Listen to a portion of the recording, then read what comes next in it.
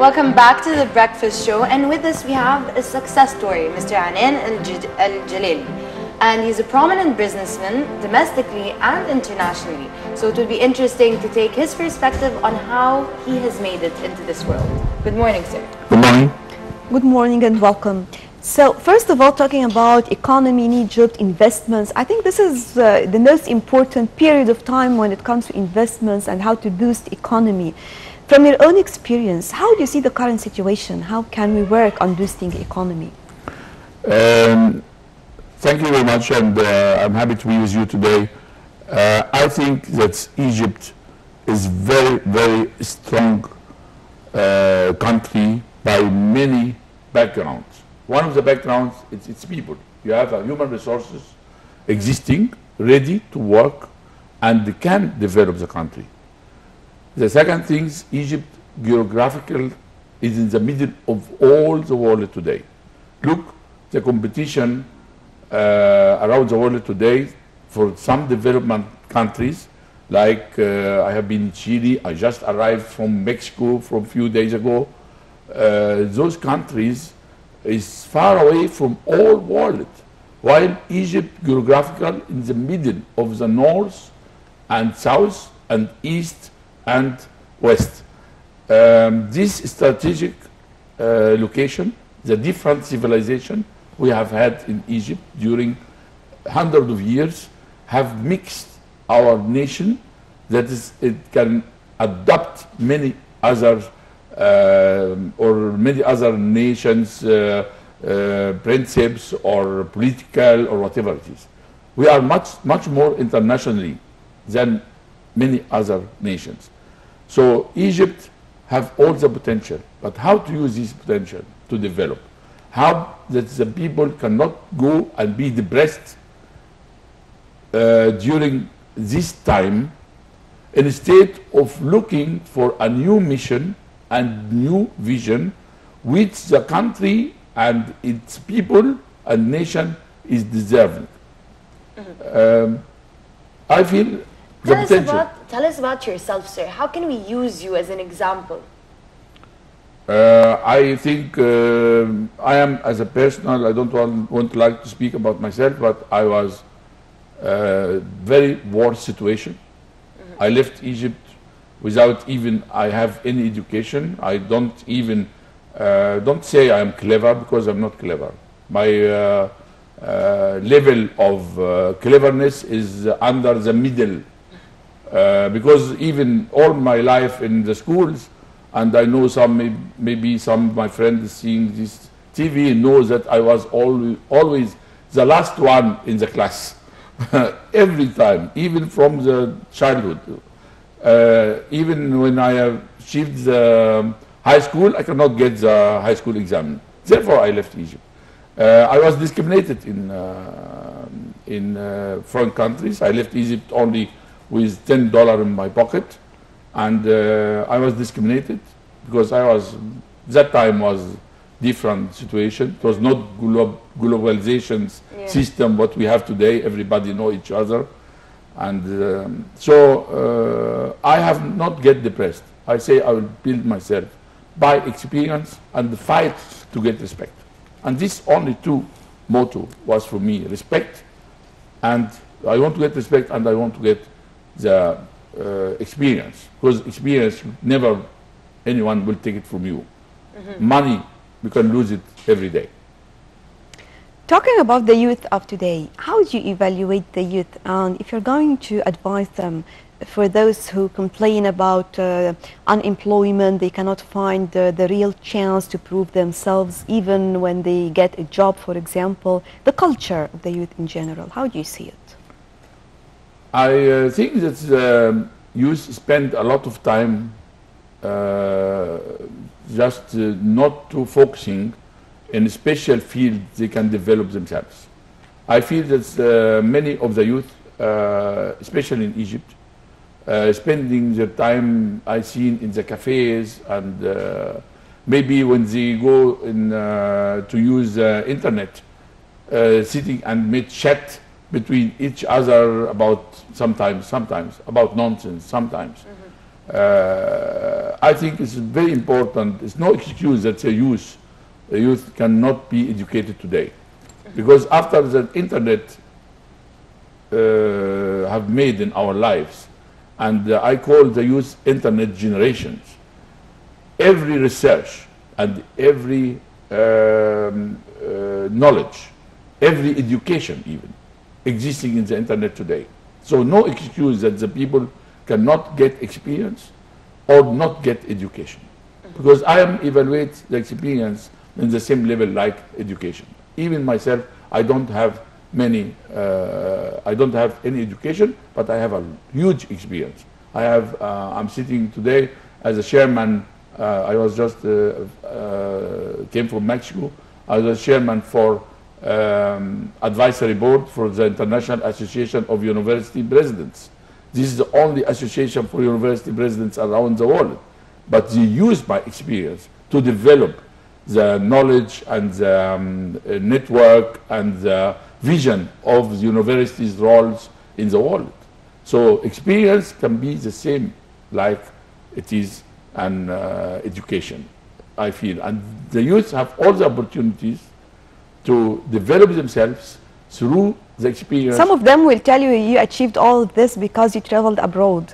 And if they can travel abroad, maybe they can achieve something. But here in Egypt, the situation is completely different. Do you agree with them in this? It's very important questions, and I will tell you that is in that time when I traveled abroad, it was totally different environment in Egypt.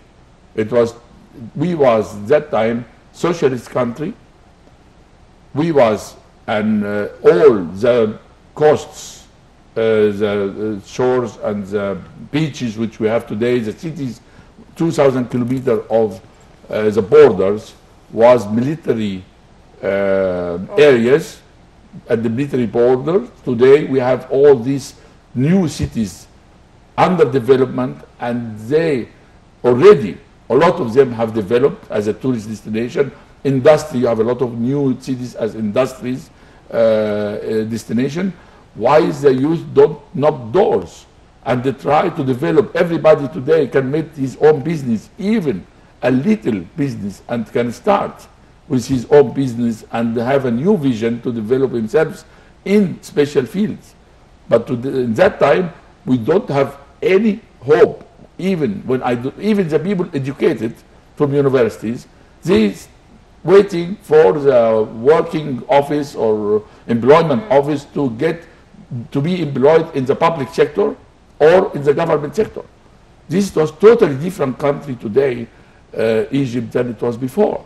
So it's not only traveling abroad. I faced discrimination, I faced harassment, I faced so many things that I slept in the street, in the telephone boxes. I eat it from the garbage in the streets because I don't know how to find food or a meal. While I've lived in Egypt in very high standard, but I fight it to achieve.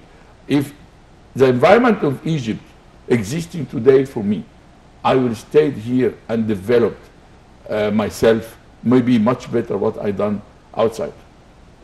You know what's very interesting is that there's always this argument, should we blame the government for our problems or should the people start with themselves? You're one of the examples where someone started with themselves. But how can youth have this awareness? Where's this ambition? Like they lack, the way you're speaking, you had to fight for it.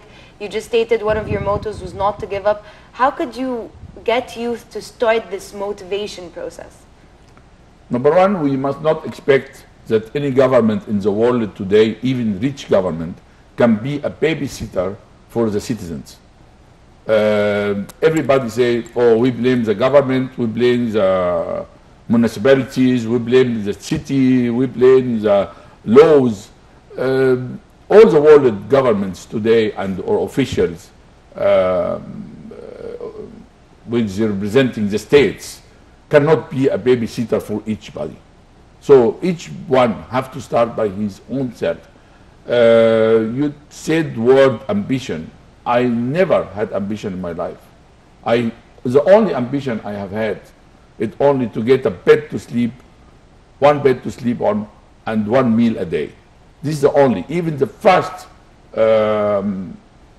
work I worked for, it was as a dishwasher, and I'm asking just please give me a meal for my work today. So, but my ambition have changed to get respect and experience when I faced discrimination. And so I feel that people must not have a long-term ambition. The youth have to make a short-term ambition. Short-term ambition, what I can do today, what I can do this week, and what I can do next month. But for years ahead, world is changing so fast at the moment. World change so fast that you can not make years ahead plans or plans for years ahead. And the same I think we need as a government and as a cities. Don't make long-term plans. Think disaster can be happen, natural disaster can be happen, internet development can be happen. I'm laughing. Just last day I called my office in Denmark and I asked, do you have any message for me like I used to do? They told me, Mr. Enan, in the last year you never get a mail and never get a phone calls because you use your laptop, and this is the new communication way in the world. And really, world changes so fast, and we have to adapt this to changing. I agree with you, but unfortunately, what we really lack these days is motivation, and nothing is difficult or more difficult than talking or working on the self-motivation. Yes, we need motivation. How right? can we work on our self-motivation as long as no one is going to motivate us or help us, just as you mentioned right now? This is something very important, how to do it on my own. Okay. We have a problem in Egypt. I'm an Egyptian, and I born here, and I grow here, and I left the country when I was 20 years old. Even my small children, I left them in Egypt until today to learn our tradition in the same area in Heliopolis, which I born and grown, to learn my environment. Our problem in Egypt today that we have a huge number of people, millions, have not got the right education during decades and even don't have the experience enough to build a country. If you look for some other countries, how they have built themselves, Malaysia, Turkey, for example, South Korea, Brazil in the way.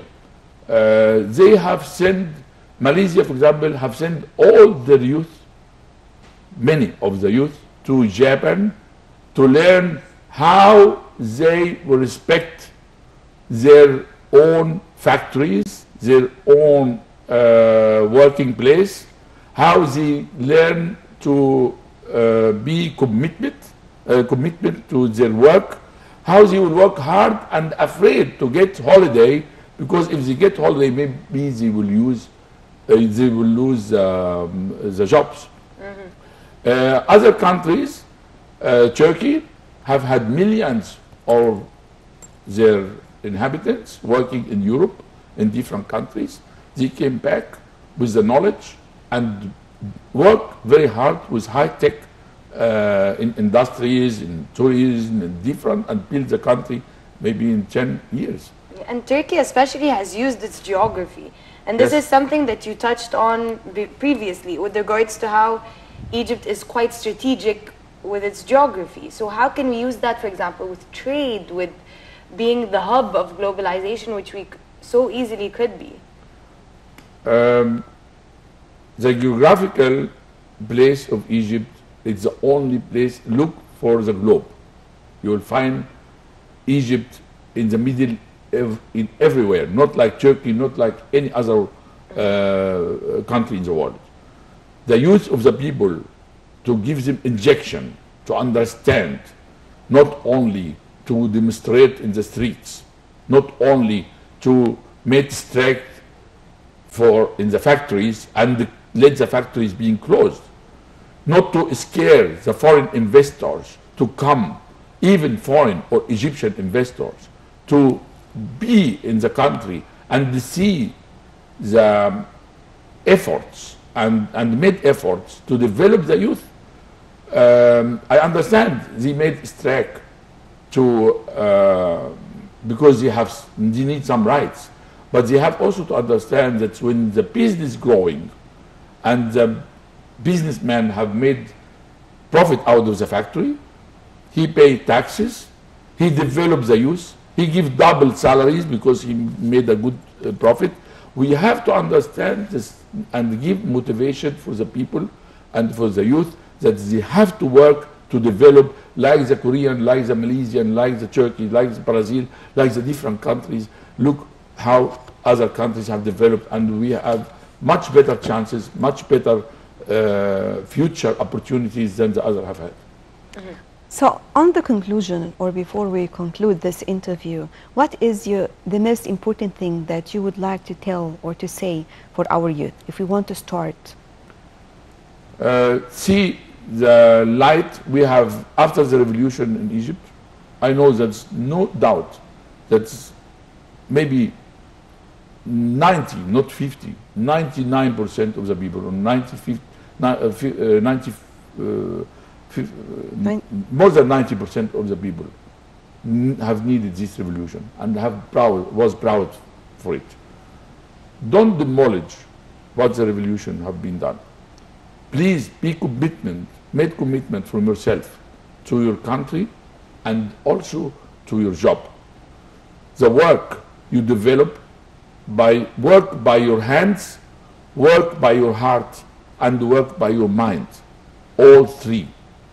And this is you can be example for many nations surrounding us need Egypt, and the benefit will come back to you.